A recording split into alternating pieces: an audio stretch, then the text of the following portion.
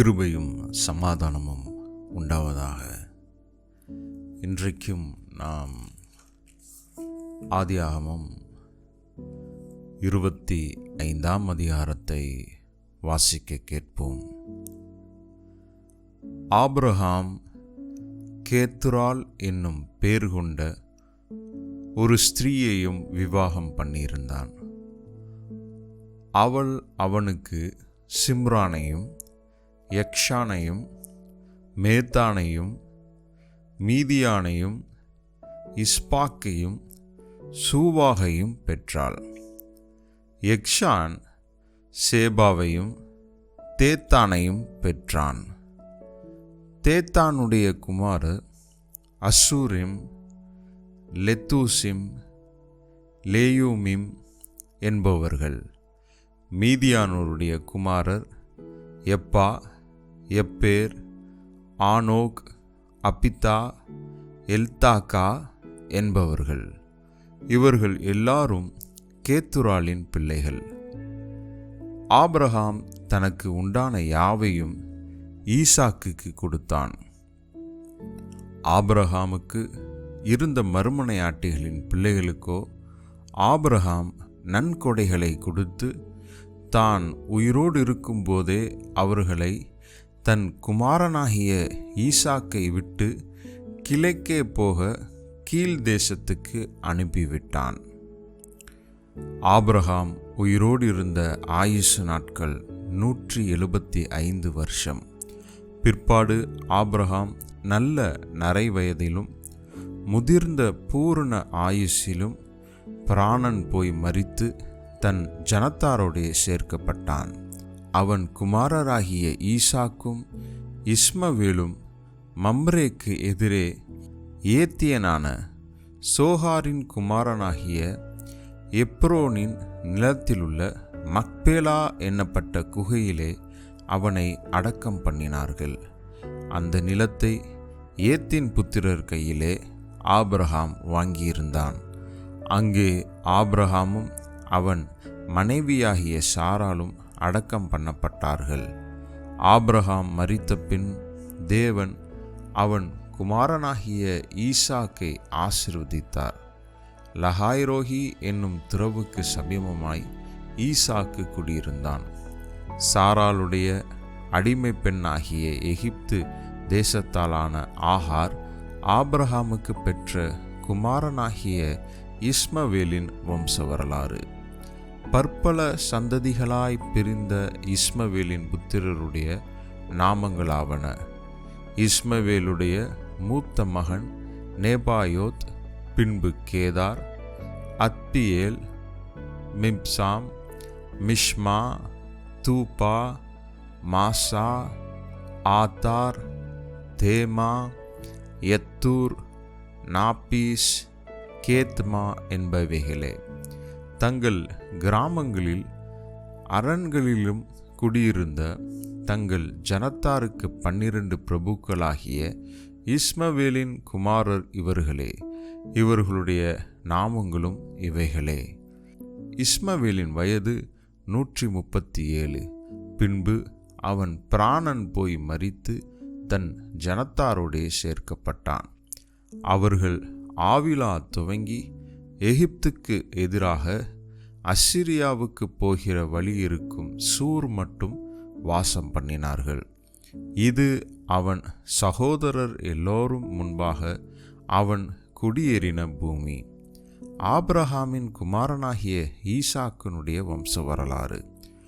Abraham ஈசாக்கை பெற்றான். ஈசாக்கு ரெபேக்காளை விவாகம் பண்ணுகிற போது 40 வயதாயிருந்தான். இவள் பத்தான் ஆராம் என்னும் சீரியா தேசத்தானாகிய பெந்துவேலுக்கு குமாரத்தியும் சீரியா தேசத்தானாகிய லாபானுக்கு சகோதரியுமானவள். மலடியாய் இருந்த தன் மனைவிக்காக ஈசாக்கு கர்த்தரை நோக்கி வேண்டுதல் செய்தான். கர்த்தர் அவன் வேண்டுதலை கேட்டருளினார். அவன் மனைவி ரெபேக்காள் கர்ப்பம் தரித்தாள். அவள் கர்ப்பத்திலே பிள்ளைகள் ஒன்றோடு ஒன்று மோதிக்கொண்டிருந்தன. அப்பொழுது அவள், இப்படியானால் எனக்கு எப்படியோ என்று சொல்லி கர்த்தரிடத்தில் விசாரிக்கும்படி போனாள். அதற்கு கர்த்தர், 2 ஜாதிகள் உன் கர்ப்பத்தில் உண்டாயிருக்கிறது, 2 வித ஜனங்கள் உன் வயிற்றிலிருந்து பிரியும், அவர்களில் ஒரு ஜனத்தார் மற்ற ஜனத்தாரை பார்க்கிலும் பலத்திருப்பார்கள், மூத்தவன் இளையவனை சேவிப்பான் என்றார். பிரசவ காலம் பூரணமான போது அவள் கர்ப்பத்தில் 2 பிள்ளைகள் இருந்தது. மூத்தவன் சிவந்த நிறமுள்ளவனாயும் சர்வாங்கமும் ரோம அங்கி போர்த்தவன் போலவும் வெளிப்பட்டான். அவனுக்கு ஏசா என்று பெயரிட்டார்கள். பின்பு அவன் சகோதரன் தன் கையினாலே ஏசாவின் குதிங்காலை பிடித்து கொண்டு வெளிப்பட்டான். அவனுக்கு யாக்கோபு என்று பெயரிட்டார்கள். இவர்களை அவள் பெற்றபோது ஈசாக்கு 60 வயதாயிருந்தான். இந்த பிள்ளைகள் பெரியவர்களான போது ஏசா வேட்டையில் வல்லவனும் வனசஞ்சாரியுமாயிருந்தான். யாக்கோபு குணசாலியும் கூடாரவாசியுமாயிருந்தான். ஏசா வேட்டையாடி கொண்டு வருகிறது ஈசாக்கினுடைய வாய்க்கு ருசிகரமாயிருந்ததினாலே ஏசாவின் மேல் பட்சமாயிருந்தான். ரெபேக்காலோ யாக்கோபின் மேல் பட்சமாயிருந்தாள். ஒரு நாள் ஏசா வெளியிலிருந்து களைத்து வந்தபோது யாக்கோபு கூழ் சமைத்து கொண்டிருந்தான். அப்பொழுது ஏசா யாக்கோபை நோக்கி, அந்த சிவப்பான கூழிலே நான் சாப்பிட கொஞ்சம் தா, இளைத்திருக்கிறேன் என்றான். இதனாலே அவனுக்கு ஏதோம் என்கிற பேர் உண்டாயிற்று. அப்பொழுது யாக்கோபு, உன் சேஷ்டபுத்திர பாகத்தை இன்று எனக்கு விற்று போடு என்றான். அதற்கு ஏசா, இதோ நான் சாகப் போகிறேனே, இந்த சேஷ்டபுத்திர பாகம் எனக்கு என்னத்திற்கு என்றான். அப்பொழுது யாக்கோபு, இன்று எனக்கு ஆணையிட்டு கொடு என்றான். அவன் யாக்கோப்புக்கு ஆணையிட்டு தன் சேஷ்டபுத்திர பாகத்தை அவனுக்கு விற்று போட்டான். அப்பொழுது யாக்கோப்பு ஏசாவுக்கு அப்பத்தையும் பயிற்றங்கூழையும் கொடுத்தான். அவன் புசித்து குடித்து எழுந்திருந்து போய்விட்டான். இப்படி ஏசா தன் சேஷ்டபுத்திர பாகத்தை அலட்சியம் பண்ணினான். 26ஆம் அதிகாரம். ஆபிரகாமின் நாட்களில் உண்டான பஞ்சத்தை அல்லாமல் பின்னும் ஒரு பஞ்சம் தேசத்தில் உண்டாயிற்று. அப்பொழுது ஈசாக்கு பெலிஸ்தியருக்கு ராஜாவாகிய அபிமெலேக்கிடத்தில் கேராருக்கு போனான்.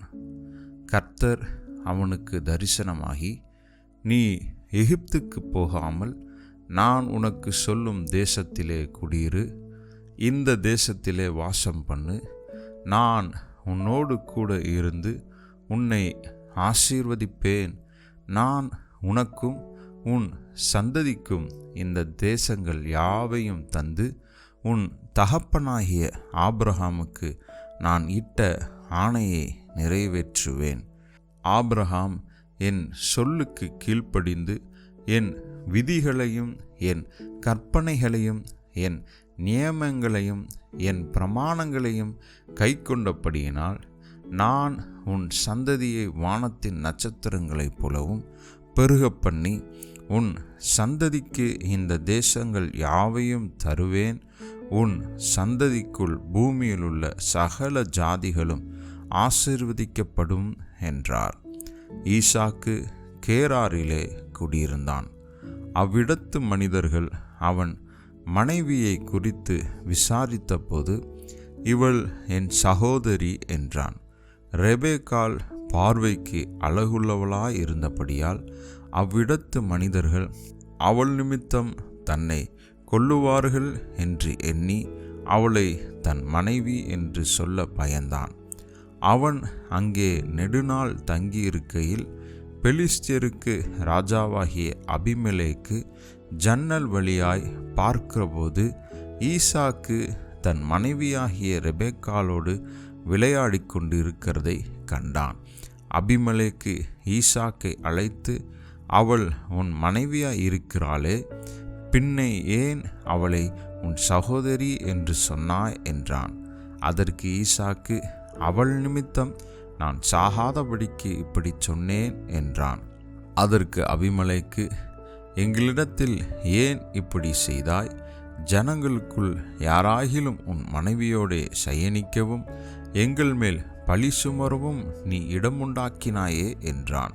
பின்பு அபிமெலேக்கு, இந்த புருஷனையாகிலும் இவன் மனைவியாகிலும் தொடுகிறவன் நிச்சயமாய் கொலை செய்யப்படுவான் என்று எல்லா ஜனங்களுக்கும் அறிய சொன்னான். ஈசாக்கு அந்த தேசத்திலே விதை விதைத்தான். கர்த்தர் அவனை ஆசீர்வதித்ததினால் அந்த வருஷத்தில் 100 மடங்கு பலன் அடைந்தான். அவன் ஐஸ்வர்யவனாகி வரவர விருத்தி அடைந்து மகா பெரியவனானான். அவனுக்கு ஆட்டு மந்தையையும் மாட்டு மந்தையையும் அநேக பணிவிடைக்காரரும் இருந்தபடியினாலே பெலிஸ்தர் அவன் பேரில் பொறாமை கொண்டு அவன் தகப்பனாகிய ஆபிரகாமின் நாட்களில் அவனுடைய வேலைக்காரர் வெட்டின துறவுகளை எல்லாம் தூர்த்து மண்ணினால் நிரப்பி போட்டார்கள். அபிமெலேக்கு ஈசாக்கை நோக்கி, நீ எங்களை விட்டு போய்விடு, எங்களை பார்க்கிலும் மிகவும் பலத்தவனானாய் என்றான். அப்பொழுது ஈசாக்கு அவ்விடம் விட்டு புறப்பட்டு கேராரின் பள்ளத்தாக்கிலே கூடாரம் போட்டு அங்கே குடியிருந்து தன் தகப்பனாகிய ஆபிரகாமின் நாட்களில் வெட்டினவைகளும் ஆபிரகாம் மரித்த பின் பெலிஸ்தியர் தூர் போட்டவைகளுமான துறவுகளை மறுபடியும் தோண்டி தன் தகப்பன் அவைகளுக்கு இட்டிருந்த பெயரின்படியே அவைகளுக்கு பெயரிட்டான். ஈசாக்கனுடைய வேலைக்காரர் பள்ளத்தாக்கிலே வெட்டி அங்கே சுரக்கும் நீரூற்றை கண்டார்கள். கேராரூர் மேய்ப்பர் இந்த தண்ணீர் தங்களுடையது என்று சொல்லி ஈசாக்குடைய மேய்ப்பருடனே வாக்குவாதம் பண்ணினார்கள். அப்பொழுது தன்னோடே வாக்குவாதம் பண்ணினபடியால் அந்த துறவுக்கு ஏசேக்கு என்று பெயரிட்டான். வேறொரு துறவை வெட்டினார்கள், அதை குறித்தும் வாக்குவாதம் பண்ணினார்கள். ஆகையால் அதற்கு சித்னா என்று பெயரிட்டான். பின்பு அவ்விடம் விட்டு பெயர்ந்து போய் வேறொரு துறவை வெட்டினான். அதை குறித்து அவர்கள் வாக்குவாதம் பண்ணவில்லை. அப்பொழுது அவன், நாம் தேசத்தில் பழுகும்படி இப்பொழுது கர்த்தர் நமக்கு இடம் உண்டாக்கினார் என்று சொல்லி அதற்கு ரெகபோத் என்று பெயரிட்டான். அங்கே இருந்து பெயர்சேபாவுக்கு போனான். அன்று ராத்திரியிலே கர்த்தர் அவனுக்கு தரிசனமாகி, நான் உன் தகப்பனாகிய ஆபிரகாமுடைய தேவன், பயப்படாதே, நான் உன்னோடே கூட இருந்து என் ஊழியக்காரனாகிய ஆபிரகாமின் நிமித்தம் உன்னை ஆசீர்வதித்து உன் சந்ததியை பெருகப் பண்ணுவேன் என்றார். அங்கே அவன் ஒரு பலிபீடத்தை கட்டி கர்த்தருடைய நாமத்தை தொழுது கொண்டு அங்கே தன் கூடாரத்தை போட்டான். அவ்விடத்தில் ஈசாக்கின் வேலைக்காரர் ஒரு துறவை வெட்டினார்கள். அபிமெலேக்கு அவன் சிநேகிதனாகிய அகுசாந்தும் அவன் சேனாதிபதியாகிய பீகோலும் கேராரிலிருந்து அவனிடத்திற்கு வந்தார்கள். அப்பொழுது ஈசாக்கு அவர்களை நோக்கி, ஏன் என்னிடத்தில் வந்தீர்கள்? நீங்கள் என்னை பகைத்து என்னை உங்களிடத்தில் இருந்து இராதபடிக்கு துரத்தி விட்டீர்களே என்றான். அதற்கு அவர்கள், நிச்சயமாய் கர்த்தர் உம்மோடே கூட இருக்கிறார் என்று கண்டோம். ஆகையால் எங்களுக்கும் உமக்கும் ஒரு ஆணை ஏற்பாடு உண்டாக்க வேண்டும் என்று நாங்கள் நிர்ணயம் பண்ணினோம். நாங்கள் உம்மை தொடாமல் நன்மையே உமக்கு செய்து உம்மை சமாதானத்தோடு அனுப்பிவிட்டது போல நீரும் எங்களுக்கு தீங்கு செய்யாதபடிக்கு உம்மோடே உடன்படிக்கை பண்ணிக்கொள்ள வந்தோம். நீர் கர்த்தரால் ஆசீர்வதிக்கப்பட்டவராமே என்றார்கள். அவன் அவர்களுக்கு விருந்து பண்ணினான். அவர்கள் புசித்து குடித்தார்கள். அதிகாலையில் எழுந்து ஒருவருக்கொருவர் ஆணையிட்டு கொண்டார்கள். பின்பு ஈசாக்கு அவர்களை அனுப்பிவிட்டான். அவர்கள் அவனிடத்திலிருந்து சமாதானத்தோடே போய்விட்டார்கள். அந்நாளில் தானே ஈசாக்கின் வேலைக்காரர் வந்து தாங்கள் துறவு வெட்டின செய்தியை அவனுக்கு அறிவித்து, தண்ணீர் கண்டோம் என்றார்கள். அதற்கு சேபா என்று பெயரிட்டான். ஆகையால் அந்த ஊரின் பேர் இந்நாள் வரைக்கும் பெயர்சேபா எனப்படுகிறது. ஏசா 40 வயதான போது ஏத்தியனான பெயேரியனுடைய குமாரத்தியாகிய யூத்தீத்தையும் ஏத்தியனான ஏலோக்கினுடைய குமாரத்தியாகிய பஸ்மாத்தையும் விவாகம் பண்ணினான். அவர்கள் ஈசாக்குக்கும் ரெபேக்காளுக்கும் மனநோவாய் இருந்தார்கள். Amen. God bless you.